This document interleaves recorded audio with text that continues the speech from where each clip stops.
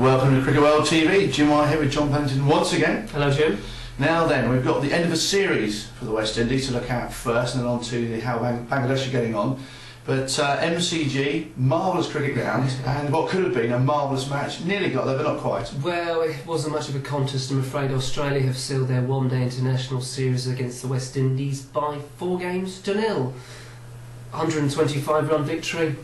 No great surprise, to be honest. West Indies almost missing a whole team's worth of players. So, I was going to say they've had a sort of a bit of a poor tour. I'm sure they're looking ahead to the one day 2022. 2020s, yes, they'll be looking forward to those. So for some pride. But let's go through the details of this game here for our listeners. Australia batted first, 324 for 5. A wonderful effort from them. They won the toss. They batted beautifully. Shane Watson made a very quick 51 at the top.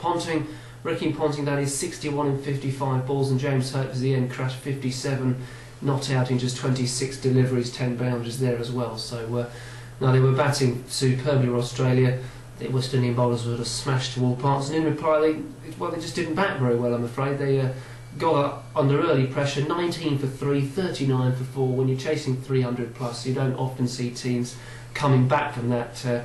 Good effort from Kieran Pollard. He made 45. Darren Sammy unbeaten on 47 at the end, but in the end they were bowled out by 199. They probably felt the ground was M.C.G was getting bigger and bigger. It's not the smallest place in the world anyway. There were some big hits. I mean, Darren Sammy and Kieran Pollard in particular looked very good, but they just didn't have much support, I'm afraid.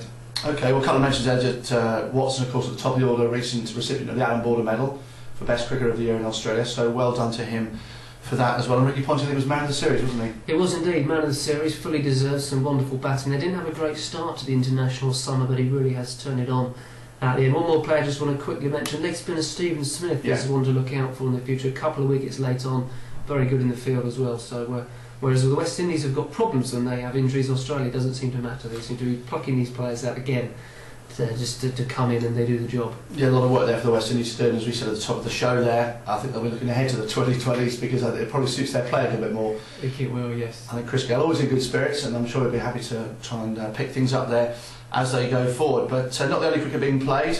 New Zealand and Bangladesh obviously were also at it.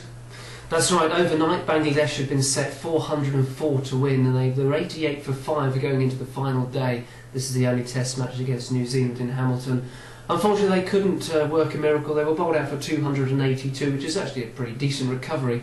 The last 5 wickets, obviously smashing the record set by the first 5 wickets.